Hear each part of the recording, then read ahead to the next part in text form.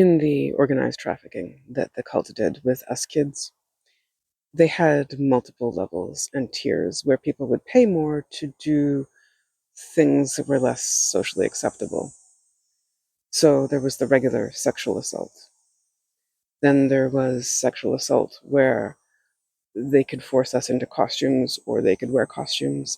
But things like where I would have to wear like baby doll clothes or a schoolgirl costume, or they could wear costumes. Then there was S&M with the harnesses, the chains, the whips. Then there was things like forcing us to ingest horrible things and smearing horrible things on us, like feces or urine or blood.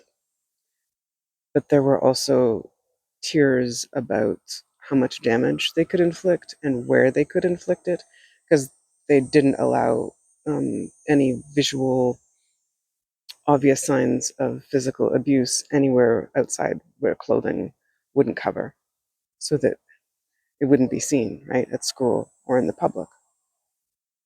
And there was the more extreme levels of physical abuse where it would get into torture.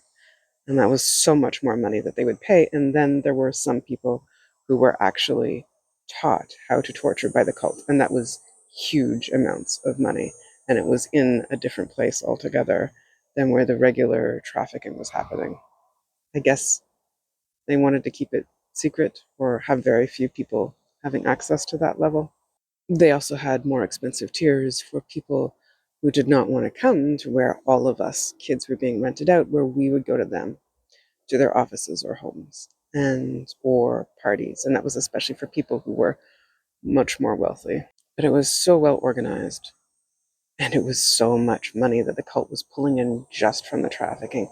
Never mind the child pornography. Never mind everything else that they sold.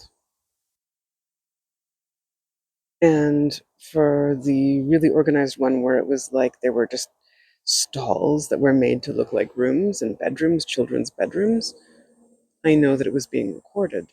I'm guessing that may have been used to blackmail, but I don't know for sure. Or as a kind of insurance policy that they wouldn't, I don't know, tell authorities.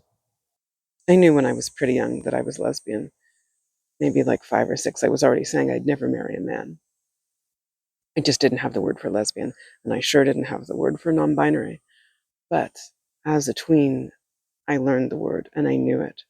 And so they started using that to say that for an extra fee, that especially men who wanted to could rent me out to turn me, to make me heterosexual.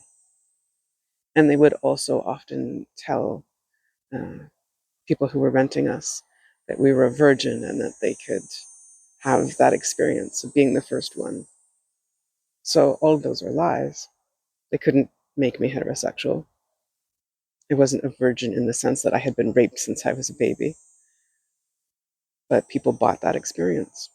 And the trafficking was only one aspect of everything that was happening in the cult torture. But it's so much trauma and it leaves so many long term effects. And I have such negative body image, along with so many other things because of that alone. Never mind everything else that was done in the cult torture.